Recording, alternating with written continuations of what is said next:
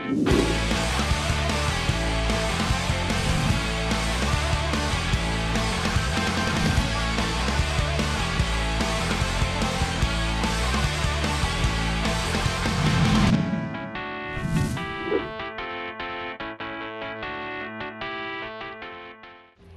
तो आप सभी जानते हैं कि हम सबकी अपनी एक पहचान होती है, मगर आज साइंस ने इतनी तरक्की कर ली है कि हमारी पहचान में भी तब्दीली आने लगी है।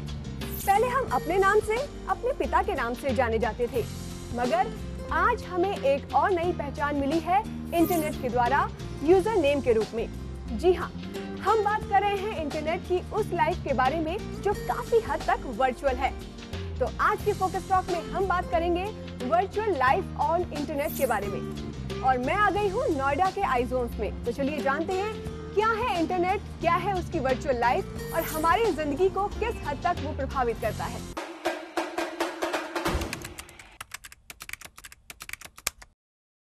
आप लोग जानते हैं इंटरनेट के बारे में, आप लोग यूज भी करते होंगे, अपनी रूटीन में एक तरीके से आपने शामिल कर लिया होगा इंटरनेट को। तो चलिए मैं आपसे जानती हूँ क्या है इंटरनेट।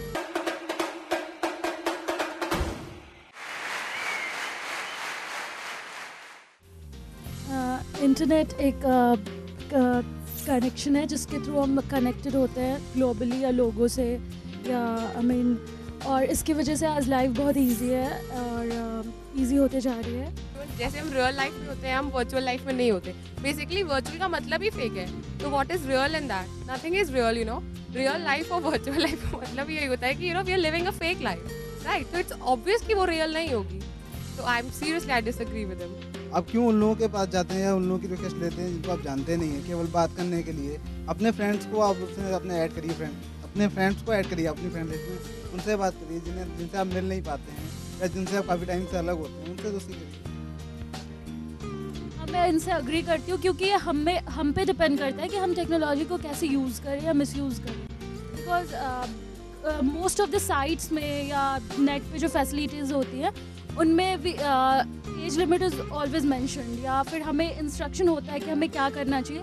तो ये तो हम पे डिपेंड करता है कि we are making use of it और we are misusing it. It's our responsibility और इट्स आर हमारी अकाउंटेबिलिटी होती है कि हम उसे यूज़ करते हैं, मिसयूज़ करते हैं। उस पर ठीक है, फेक होता है, लोग फेक अकाउंट्स बनाते हैं, फेक प्रोफाइल बनाते हैं। Maximum of them are not what actually they pretend to B.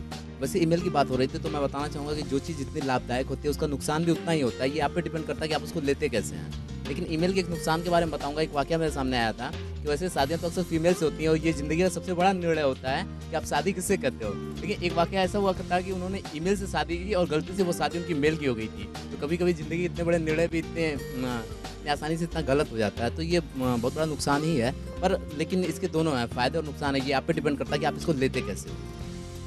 फ़ायदा तो है ही, ऑब्वियसली है ही, क्योंकि द थिंग इज़ कि हम लोग इंटरनेट के थ्रू शादी.com है, ठीक है, and we are shopping online, everything we are doing by net. So it's like कि हर चीज़ के लिए हमें ही कन्वीनियंस है कि हमें कहीं जाना नहीं पड़ता, हमें शॉपिंग नहीं करनी पड़ती, हमें शादी के लिए लड़के नहीं ढूंढने पड़ते, लड़कियाँ नहीं ढूंढनी पड़ती, everything is done online. Internet का एक बहुत ही फेमस गेम है called Second Life, that is known as the virtual life of internet.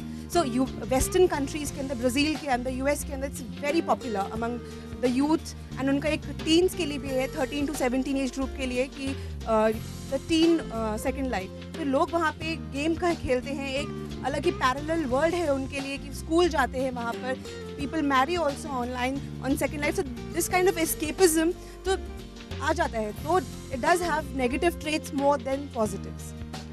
ये बहुत ही अच्छा तरीका है इंटरनेट का। और बाकी इससे ये हमको प्रॉब्लम है कि इससे कहीं फेक लोग ऐसे जो किसी की ज़िंदगी के साथ खेलते हैं। लाइक पिछले साल एक केस आया था कि ऑर्कुट के जरिए किसी युवक ने, किसी मैन ने अपनी जान को गंवाया है ऑर्कुट के through. So that's the reason इस केस में हम ऑर्कुट को, हम एक तरफ से इंटरनेट को हम दोषी ठहरा सकते हैं। लेकिन देखा जाए तो 80% इसके यूज़ काफ़ी प्रॉफिट में ही हमें मिलते हैं। सो दैट्स द रीज़न इसके यूज़ ही हमारे लिए बहुत हैं। अगर वर्चुअल लाइफ नहीं होगी, उसको बंद कर दिया जाए, ख़त्म कर दिया जाए, तो किसकी लाइफ में फ़र्क पड़ेगा? ऑफकोर्स फेसबुक, कुछ ऐसे साइट्स या फिर मेल्स एंड ऑल भी बहुत हेल्पफुल रहता है एक दूसरे से कनेक्ट रहने में। ऐसा नहीं है कि लोगों से बात नहीं होती है या डेली बेसिस पे नहीं मिल पाते हैं, पर आई गेस सबसे नहीं हो पाती है। सो एक लार्जर सर्कल अगर आपका है और आप सबसे कनेक्ट रहना चाहते हैं तो आई गेस या थोड़ा बहुत इफेक्ट तो ऑब्वियसली सबको पड़ेगा। Being a social man, being a social human being, हर किसी को थोड़ा बहुत इफेक्ट ज़रूर पड़ेगा।